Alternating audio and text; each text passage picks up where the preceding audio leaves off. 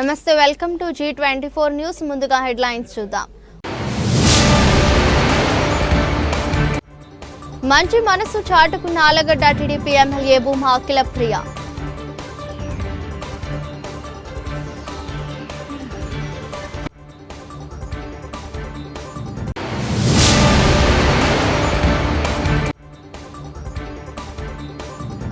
ఈ నెల 31న నెక్లెస్ రోడ్లోని జల విహార్లో రజతోత్సవాలు.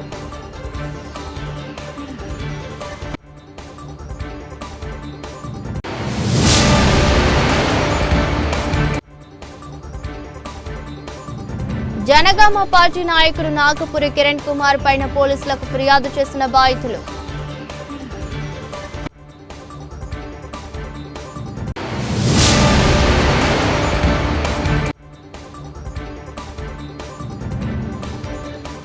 ఇంకోసారి రేవంత్ రెడ్డికి ఓటు వేయము అంటున్న మహిళలు.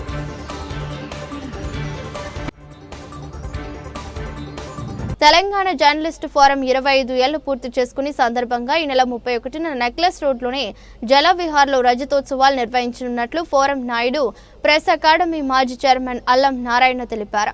సోమాజిగూడ ప్రెస్ క్లబ్లో ఇందుకు సంబంధించిన పోస్టర్ను మాజీ ఎమ్మెల్యే క్రాంతి మారుతి సాగర్ రమణతో కలిసి ఆయన విడుదల చేసి మాట్లాడారు. తెలంగాణ అస్తిత్వం కోసం పోరాటం చేయలేని సంకల్పంతో ఈ ఫోరం ఏర్పాటైందన్నారు. జర్నలిస్టులు ఎవ్వరికీ వీలు కాని విధంగా, నిజానికి మన దేశంలో మీరు కొట్టి చూడండి కావలిస్తే, ఎవరు కూడా ఒక అస్తిత్వవాదాన్ని ఎత్తుకున్న జర్నలిస్టులు ఎక్కడా లేరు. ఎత్తుకున్న తర్వాత ఒక ఉద్యమ స్థాయిలో దాన్ని తీసుకుపోయిన వాళ్ళు ఎవరూ లేరు. ఒకటి కాదు, రెండు కాదు. తెలంగాణ జర్నలిస్ట్ ఫోరం పుట్టడంతో పాటుగా ఒక సంవత్సరం 2 సంవత్సరాల పాటు కొంత స్తబ్దతకు లోనప్పటికీ కూడా ఆ తర్వాత స్తబ్దతకు లోనైన ఉద్యమంలో ప్రతిసారి కూడా దాన్ని ముందుకు తీసుకుపోవడానికి ప్రయత్నం చేసింది తెలంగాణ జర్నలిస్ట్ ఫోరం. రాజకీయ నేతలతో, ఉద్యమ నేతలతో, అట్లాగే ఉద్యమంతో ప్రత్యక్ష పరోక్ష సంబంధాలను పెట్టుకొని ప్రత్యక్షంగా ఉద్యమం చేసిన సంస్థ తెలంగాణ జర్నలిస్ట్ ఫోరం. ఇది ఒక లూజ్ ఆర్గనైజేషన్స్గా ఆర్గనైజ్ చేసినాం. అన్ని సంఘాల వాళ్ళు, అన్ని రకాల వాళ్ళు, A to Z. మీరు RSS అయినా పర్వాలేదు, RSU అయినా పర్వాలేదు, కానీ జర్నలిస్ట్ అయితే చాలు. ఎట్లాగైతే తెలంగాణ ఉద్యమం అనుకున్నదో మనం కూడా అట్లాగే జర్నలిస్టులందరినీ కలుపుకొని ఒక లూజ్ ఆర్గనైజేషన్ని నమోదు చేసి దాని ద్వారా ఒక అద్భుతమైన ఆర్గనైజేషన్, లూజ్ ఆర్గనైజేషన్ కానీ ఒక అద్భుతమైన ఉద్యమాన్ని చేసినాం. ఈ హైదరాబాద్లో ఏ మూలకు పోయినా మన పాదముద్ర ఉంటుంది. ఇక్కడనే ఒకటి హాల్ ఉంటుంది. ఆ హాల్లో ఒక చరిత్రాత్మకమైన సంఘటన జరిగింది తెలంగాణ ఉద్యమంలో. శ్రీధర్ ఫంక్షన్ హాల్, ఎవరికి తెలియదు అది. కానీ ఆనాడు దరిదాపు కనీసం 100 మంది మాజీ రిప్రజెంటేటివ్స్, తర్వాత మొత్తం తెలంగాణ సమాజంలో ప్రముఖులందరూ, ఎమ్మెల్యేలు, వీళ్ళందరినీ తీసుకొచ్చి ఒక మాక్ అసెంబ్లీ పెట్టినాం. ఈ మాక్ అసెంబ్లీ ఎందుకు పెట్టినామంటే ఎమ్మెల్యేలు తెలంగాణ అంటే మాట్లాడనివ్వలేదు. ఇట్లాంటి సమయాలలో మీరేంది మమ్మల్ని మాట్లాడించేదని మనం ఒక మాక్ అసెంబ్లీ పెట్టినాం. అట్లాగే కొంచెం అక్కడికి పోతే సుందర విజ్ఞాన కేంద్రంలో ఒక బ్రహ్మాండమైన సమావేశాన్ని ఏర్పాటు చేసినాం 11లో. ఈ సమావేశానికి అన్ని రాజకీయ పార్టీల రిప్రజెంటేషన్ వచ్చింది, తెలుగుదేశంతో సహా. ఆ సమావేశంలో 2 ప్రముఖమైన విషయాలు జరిగినాయి. ఒకటి, అప్పటికి గద్దరు కేసీఆర్ మధ్యలో కొంచెం చిటపటలు ఉంటే ఆ చిటపటల్ని పోగొట్టి వాళ్ళిద్దరిని అలాయి బలాయి దించుకున్న సమావేశం అది. ఇప్పుడున్న పోచారం శ్రీనివాసరెడ్డి ఇప్పుడు కాంగ్రెస్లో ఉన్నట్టున్నాడు. ఆయన అంతకుముందు టీఆర్ఎస్లోకి రావడం కానీ, తెలంగాణ ఉద్యమంలోకి రావడం కానీ, తెలంగాణ ఉద్యమంకి అనుకూలంగా రావడానికి కారణం ఆ సమావేశం. ఆయన తెలుగుదేశం రిప్రజెంటేటివ్గా వచ్చి ఆ సమావేశాన్ని చూసి ఆయన, నేను కూడా తెలంగాణ వాదినే కదా అని అనుకున్నది ఆయన మనకు చెప్పినాడు కూడా. అట్లా చాలా మందిని ఆర్గనైజ్ చేసేందుతో పాటుగా ఈ సమావేశం గొప్పతనం ఏమిటంటే ఒక నిర్బంధ కాలంలో ఒక ఊరేగింపు జరిపి ఈ సమావేశాన్ని నిర్వహించగలిగినాం మనం. ఇట్లాంటివి అన్నీ చెప్పుకుంటూ పోతే ఈ హైదరాబాదు నలుమూలలో మన పాదముద్రలు ఉన్నాయి. కీలకమైన అన్ని సందర్భాలలో మనం ఉన్నాం. చివరికి ఒక జర్నలిస్టు సంస్థగా ఢిల్లీ దాకా 2000 మంది జర్నలిస్టులను తీసుకుపోయి ఒక మోర్చా చేసి ఒక ధర్నా చేసిన సంఘటన ఇప్పటి వరకు చరిత్రలో ఏదీ లేదు. జీత వేతనాల కోసం చేయలేదు, వృత్తి కోసం చేయలేదు. 2000 మందిని అసలు ఢిల్లీ తీసుకుపోయిన వాడే లేడు. కానీ మొట్టమొదటిసారి హిస్టరీలో ఒక ఉద్యమం కోసం, తెలంగాణ సాధన కోసం తెలంగాణ సాధించి చూపెడతామని ఢిల్లీ దాకా పోయి పార్లమెంటు పక్కనే ఒక సమావేశాన్ని ఏర్పాటు చేసిన ఘనత తెలంగాణ జర్నలిస్ట్ ఫోరంది. 5-6 రోజులు ఢిల్లీ అంతా తిరిగి పత్రికాఫీసుల చుట్టూ తిరిగి అక్కడ సమావేశాలు ఏర్పాటు చేసి ఈ సందర్భంగా మరణించిన సాయిబాబా గారిని గుర్తు చేసుకోవాలి. అక్కడ సాయిబాబా గారు అప్పుడు జేఎన్యూలో ఉన్నారు. ఆయన కూడా మా వెంట ఈ తెలంగాణ అన్ని ప్రాంతాలకు జేఎన్యూ కూడా తీసుకుపోయినాడు మమ్మల్ని. ప్రతి మీటింగ్ జనగామ జిల్లా బాచన్నపేట మండలం కొన్ని గ్రామానికి చెందిన కరుళ్ల సంపత్ అనే వ్యక్తి సీఎంఆర్ఎఫ్ చెక్ కోసం ఆన్లైన్లో అప్లై చేసుకున్నాడు. సీఎంఆర్ఎఫ్ చెక్ కావాలంటే తన వద్దకు వచ్చి అడిగినంత లంచం ఇచ్చి తీసుకోవాలని, లేకపోతే చెక్కు వెనక్కి పంపిస్తానని కాంగ్రెస్ మండల అధ్యక్షుడు బాలరెడ్డి బెదిరిస్తున్నాడని ఆరోపిస్తున్న బాధితులు తమ దగ్గర డబ్బులు లేవని, ఆసుపత్రిలో చికిత్స కోసం ఉన్నదంతా ఖర్చు చేశామని వేడుకుంటున్నప్పటికీ డబ్బులు ఇస్తేనే చెక్కు ఇస్తానని చెక్కు తీసుకుని వెళ్లిపోయాడని ఆవేదన వ్యక్తం చేస్తున్న బాధితులు. ఈ మేరకు బచ్చన్నపేట కాంగ్రెస్ అధ్యక్షుడు బాలరెడ్డి, జనగామ పార్టీ నాయకుడు నాగపురి కిరణ్ కుమార్ పైన పోలీసులకు ఫిర్యాదు చేసిన బాధితులు.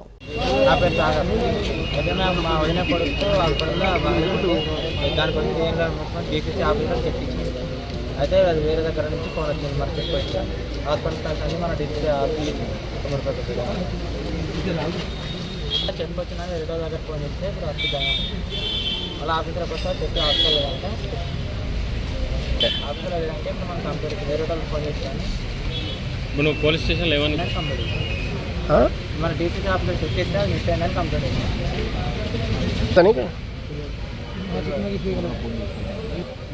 నా చెక్క నాకు కావాలని ఫోన్ చేసి చెప్పి జనగామలు ఇస్తున్నామని చెప్పారు. అది ఎక్కడితో తెలియక మన డీసీసీ ఆఫీసర్ మెన్షన్ చేసిన నెంబర్ అక్కడ చెక్ చేస్తున్నామని ఫోన్ చేశారు. నెంబర్ వచ్చింది తెలియదా? రేవంత్ రెడ్డి ఎన్నడూ మహిళలను కోటీశ్వర్లను చేస్తాడు. ఒక్కసారి నమ్మి మోసపోయింది చాలు. రేవంత్ రెడ్డిని నమ్మి ఇంకా ఎవరు ఓటు వేయరు. కేసీఆర్ సన్న బియ్యం ఇస్తే సగం నూకలు సగం బియ్యం ఇస్తున్నది కాంగ్రెస్ ప్రభుత్వం అని మండిపడుతున్న ఆ మహిళ.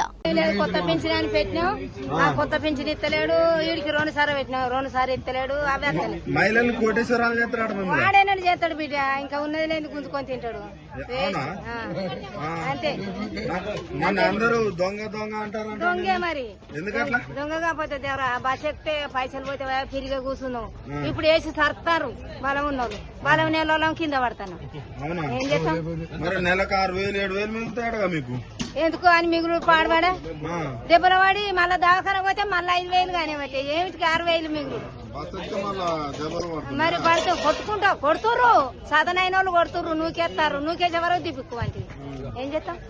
రేవంత్ రెడ్డి వచ్చినాక గ్యాస్ 500 కొత్తందా? మాకైతే ఎత్తలేదు ఈ వరకు. తులం బంగారం ఆయన బంగారం మీద మన్నవయ్య ఇంకా తులం ఇస్తాడా? ఇంకా అప్పుడన్నా 1,16,000 ఏమో వచ్చినాయి. అయితే ఇప్పుడు ఇంకో మాట అంటాడు, నేను మహిళల్ని కోటీశ్వరాలు చేస్తా, వాళ్ళ ఓట్లు నాకు అంటాడు. ఓట్లు వేస్తారా మీ మహిళలు అట? వానికి వేసే బదులు పురాగం మొత్తం ఊకోవాలి. వానికి ఓటేయద్దు, వానికి గెలిపియాలి. మరి ఆయన ధీమా చెప్తాడు, మహిళలు ఓటేస్తే చాలు మళ్ళా గెలుతా నేను అంటాడు. గెలవనితి ఎవడెత్తడో ఎవతెత్తదో ఎవ్వలేయరానికి. అంతేనా? ఎవ్వలేయరు. గ్యాస్ ఎంత కట్టుకుంటాను? 960. మరి ఫ్రీ కరెంట్ వస్తుందా? ఏం లేదు. మరి ఏం చేసినమ్మా రేవంత్ రెడ్డి? ఏం చేయలేమని చేసులు పాడుగానే ఉన్నది ఓడగొడతాడు. పింఛన్ లేస్తాడు, ఏడుతుర్రు పింఛన్ ఉన్నోళ్ళు. లేనోళ్ళు లేకెడతానో ఉన్నోళ్ళు ఏత్తలేరు. వాడు ఎత్తలేడు, వీళ్ళు తింటలేరు. రైతు బంధు ఇత్తన పట్ల తెచ్చుకోగానే రైతు బంధు వేసు. ఇప్పుడు అసంటిది రైతు బంధు బంధు. రైతు 15,000 అన్నాడుగా. తినాలి కానీ వాడేమెత్తాడు. ఇక తిట్టుడు లాభం లేదు. ఇక అంత ఇంటే బాధ బాధే ఉన్నది కదా. మరి కేసీఆర్ వాడు ఇత్తన పట్లు తెచ్చుకోగానే ఇత్తనాలు తెచ్చుకోగానే వేసు రైతు బంధు. ఎకరాన్ని 5,000 4,000 వేసిండు. మొదగాలు 4 వేసిండు, వెనక సీర 5 వేసిండు. మర్చిపోయి ఈ మధ్య సన్నబియ్యం ఇస్తారు. సన్నబియ్యం కైకిలుగా 2 నెలలు అయ్యబట్టి సగం నూకలు సగం బువ్వ గంజి పడుతుంది. 1 నిమిషానికి గంజి పడతాయి. ఇంకా దొడ్డు బియ్యం అప్పుడు మంచిగుండే ఓపారి కాకుండా. మీకు వాళ్ళకేమెరక మొక్కజొన్న కనుక తిన్నారు. రేవంత్ రెడ్డి వచ్చిన తెలంగాణ రాష్ట్ర పరిస్థితి అధ్వానంగా ఉంది. రేవంత్ రెడ్డి పేదవాళ్లను నాశనం చేసిండు. ఆయన దొంగ కాబట్టి దొంగని చూసినట్టు చూస్తున్నారు. చేస్తున్నారా? మేమైతే ఇంకోసారి రేవంత్ రెడ్డికి ఓటు వేయమంటున్నారు మహిళలు. ఎట్లుందమ్మా రేవంత్ రెడ్డి వచ్చినాక? రేవంత్ రెడ్డి వచ్చినాక అయితే ఏం దరిద్రంగా ఉంది, చాలా దరిద్రం అంటే దరిద్రం ఉంది. ఏది మంచిగా లేదు, ఏమి ఇస్తున్నారని బీదోళ్ళకి అందరికి నాశనం చేసినారు. ఏమి ఇస్తున్నారని అంటే ఆయన ఏమంటున్నాడు అంటే మిమ్మల్ని కోటీశ్వరాలను చేద్దామని ఏడికన్నా పోతే నన్ను దొంగను చూసినట్టు చూస్తారు అంటుండు. కనిపిస్తుంది కదా కోటీశ్వరాలు ఎంతగానో చేసిండు వాడు. ఏం మంచిగా చేయలే. ఆయన ఉన్న ఒకటే సచ్చిన ఒకటే. ఎందుకంటే బీదోళ్ళను దోసుక తిన్నారు. ఎందుకు అది భూమి నుండి కూడా వేస్తారు. అంటే మిమ్మల్ని కోటీశ్వరాలను చేద్దామని ఏడికన్నా పోతే దొంగను చూసినట్టు చూస్తారు అంటుండు. మరి దొంగ కాబట్టి దొంగను చూసినట్టు చూస్తున్నారు. మంచిగా అయితే ఆయన కాలు మొక్కుతుండే కదా లోకము. కానీ దొంగ మాటలు అన్ని ఏవి రాదు, పింఛని రాదు, ఏది రాదు. 4,000 కదమ్మా, 4,000 వేస్ట్ అన్ని మాటలు అన్ని వేస్ట్. కానీ 4,000 లేవు, ఏం లేవు. 4,000 ఏం లేవు, అవన్నీ వేస్ట్. అంటే మళ్ళీ మీ ఓట్లు వేస్తే గెలుస్తాం, మహిళలు ఓట్లు వేస్తే గెలుస్తాం అంటుండు కదా. మీ మహిళలు ఓట్లు వేసే పరిస్థితి ఉందా? ఆయనకైతే లేదు కానీ కేసీఆర్ కి అయితే గెలవాలని దేవుళ్ళకి మొక్కుకుంటాం. కానీ ఆయన ఉన్న ఒకటే సచ్చిన ఒకటే. మాకైతే అంటే ఏం మంచి చేసిందని ఏది చేసిందని ఆయన కేసీఆర్ అంటే మాకు కొంచెం న్యాయం చేసినారు. అప్పటోళ్ళకు ముసలోళ్ళకు ఎవరికైనా న్యాయం చేసినారు. అదే తనుకొని వస్తున్నాం. రిండేసుకున్న గాజులు సగం గాజులు వేసుకొని మళ్ళీ ఇంటికి వస్తున్నాము. అట్లా అవుతుంది. ఏం మెలుగలేవు. ఆయన ఒకసారి ముందర పెట్టి మమ్మల్ని ఆడలను మాట్లాడమనండి, అప్పుడు చెప్తారు జవాబు. సాటకు మైకు ముందర ఎన్నైనా మాట్లాడతారు, 1,00,000 మాటలు మాట్లాడతారు. 500 గ్యాస్ వస్తుందా? ఏమొస్తలేదు, 500లకు వస్తలేదు. ఇంకొక 100 రూపాయలు పెంచింది అది కానీ 500 వస్తలేదు. అసలు ఏంది బాయ్స్ వాళ్ళ మొగోళ్ళే ఓట్లు అవసరం లేదు, ఆడోళ్ళే మళ్ళీ మాకు వేస్తారు, మేము గెలుస్తాం అనే ధీమాతో మాట్లాడుతాడు.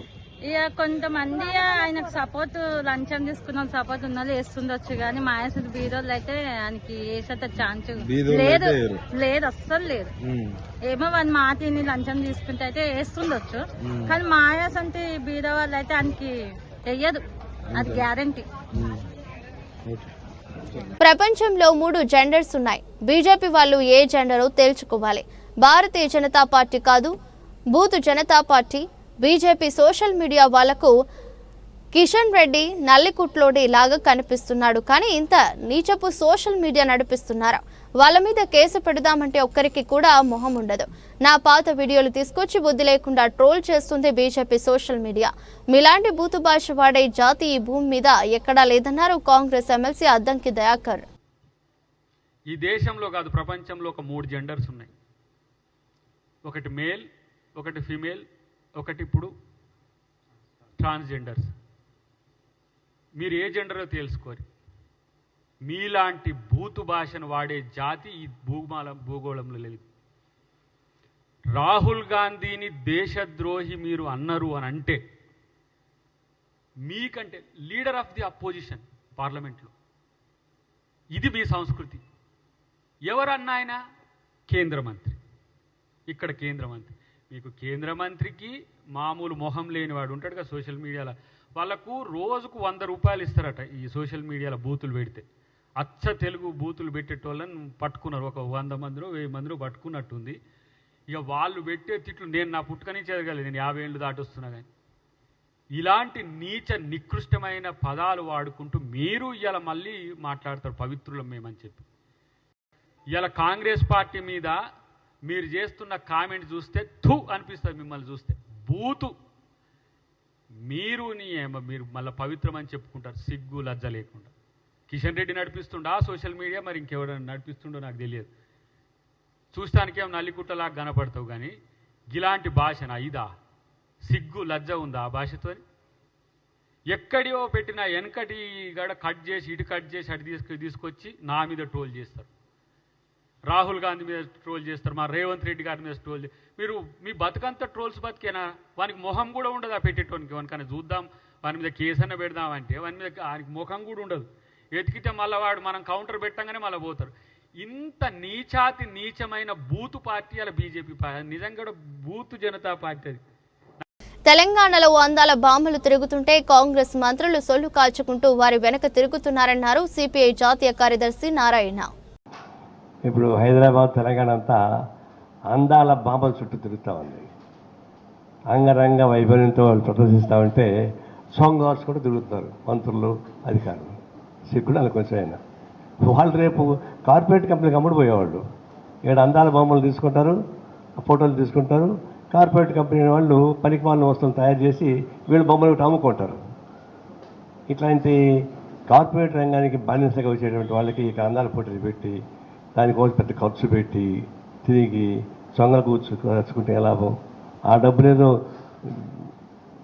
ఉద్యోగస్తులు జీతం పెంచబట్టే నేను బొచ్చెట్టుకొని తిరుగుతా అంటాడు.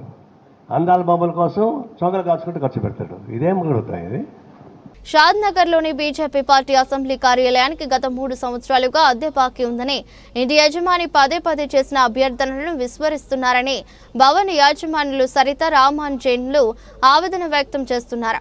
బీజేపీ నిర్వాహకంపై ఏకంగా బాధితుడు వీడియో విడుదల చేశారు. 2022 నుండి 25 వరకు దాదాపు 40 నెలలుగా బాకీగా ఉన్న అద్దె మొత్తం 10 లక్షలకు చేరిందని తెలిపారు.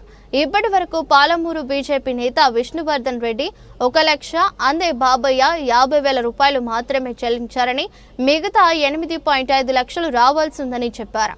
ఒకరిపై ఒకరు ఆరోపణలు చేస్తూ కాలం గడుపుతున్నారని, ఎవరికి చెప్పుకుంటారో చెప్పుకోండని అంటున్నారని, పార్టీ పేరు చెప్పుకొని ఇల్లు వాడుకున్నారు కానీ అద్దె చెల్లించాలన్న విషయానికి వస్తే చేతులెత్తేస్తున్నారని రామాంజనేయులు ఆయన భార్య సరిత మీడియా ఎదుట ఆవేదన వ్యక్తం చేశారు.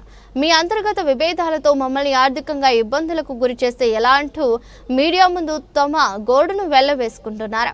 పార్టీ పట్ల గౌరవం ఉందనే ఇంతకాలం నమ్మకంగా ఎదురు చూశాం, కానీ ఇప్పుడు బాకీ చెల్లించకపోవటం వల్ల మేము తీవ్ర ఆర్థిక ఇబ్బందులు ఎదుర్కొంటున్నాం.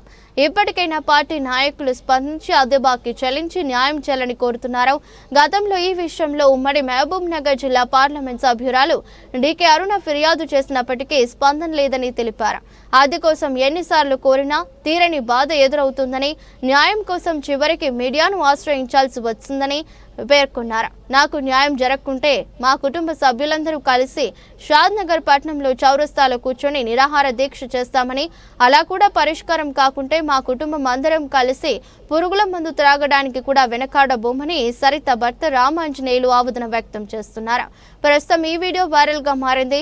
భారతీయ జనతా పార్టీ నాయకులు ఈ నియోజకవర్గంలో శ్రీవర్ధన్ రెడ్డి, పాలమూరు విష్ణువర్ధన్ రెడ్డి, అందే బాబయ్య, హిమాహిమి నాయకులు ఉన్నప్పటికీ కార్యాలయ అద్దె బాకీ చెల్లించకపోవడం పట్ల విస్మయం వ్యక్తం చేస్తున్నారు.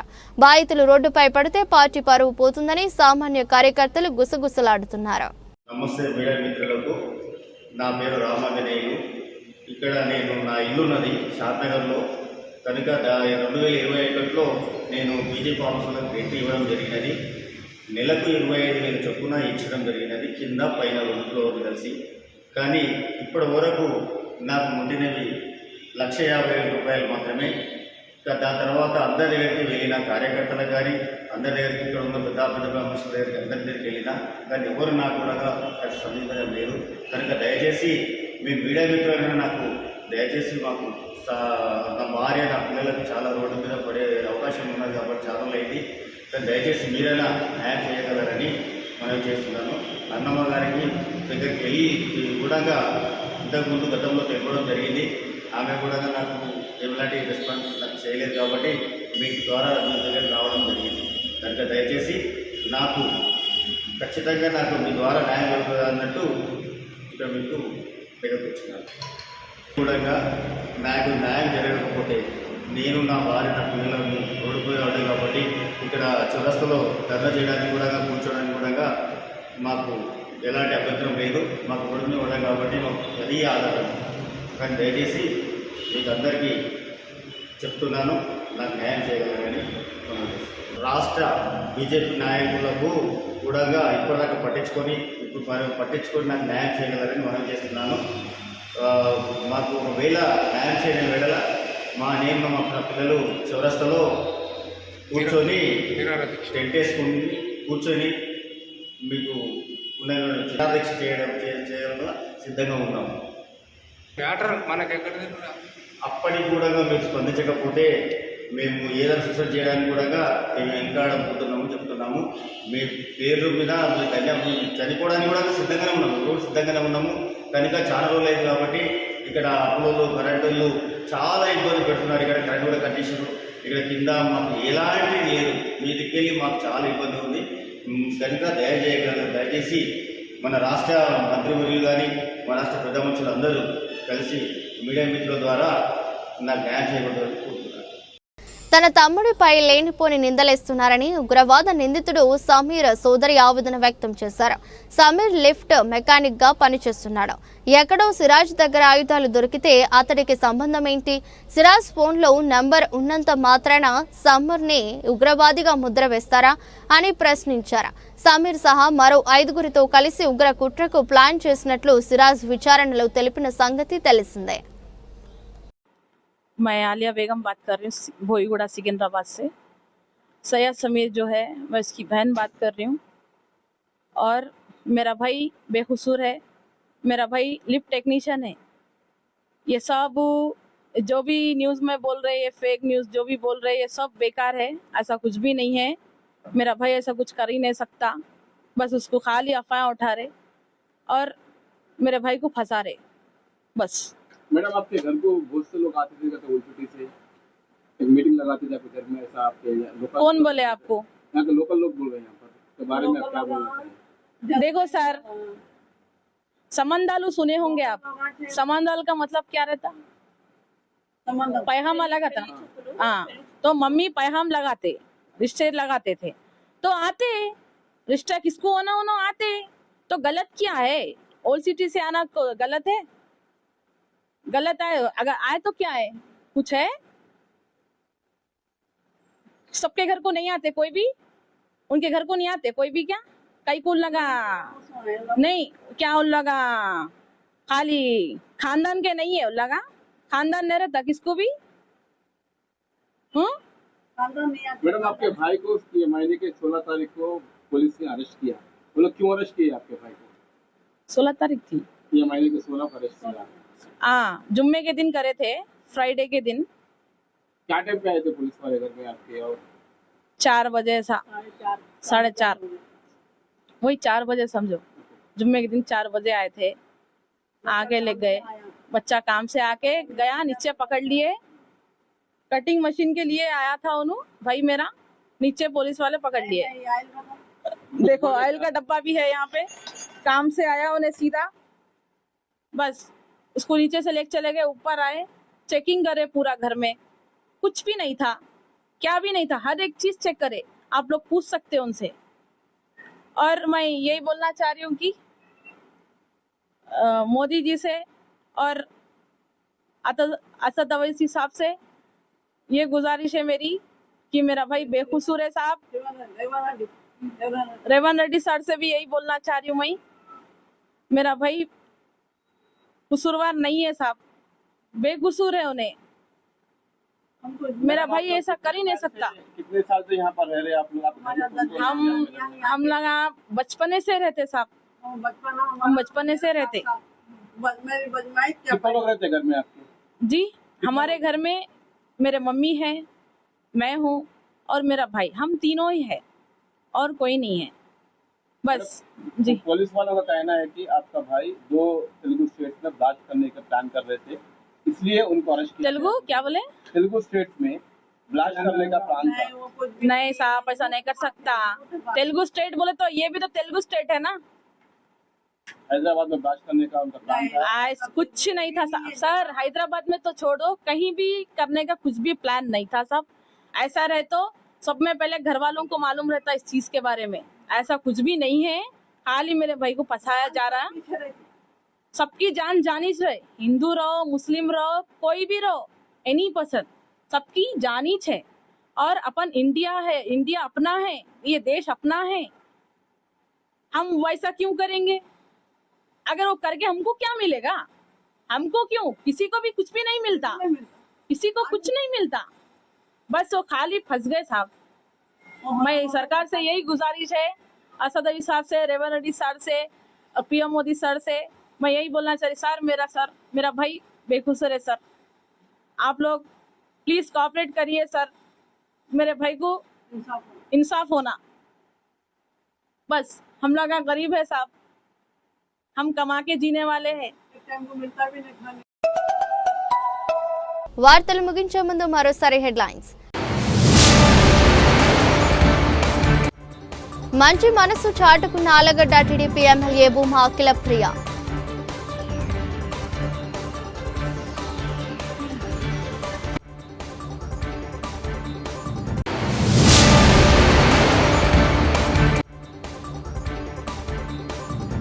ఈ నెల 31న నెక్లెస్ రోడ్లోని జలవిహార్లో రజతోత్సవాలు.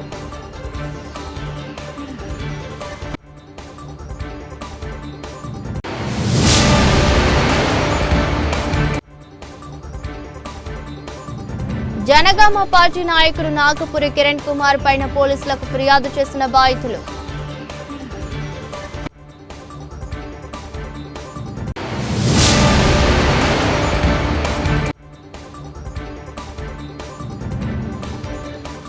ఇంకోసారి రేవంత్ రెడ్డికి ఓటు వేయము అంటున్న మహిళలు.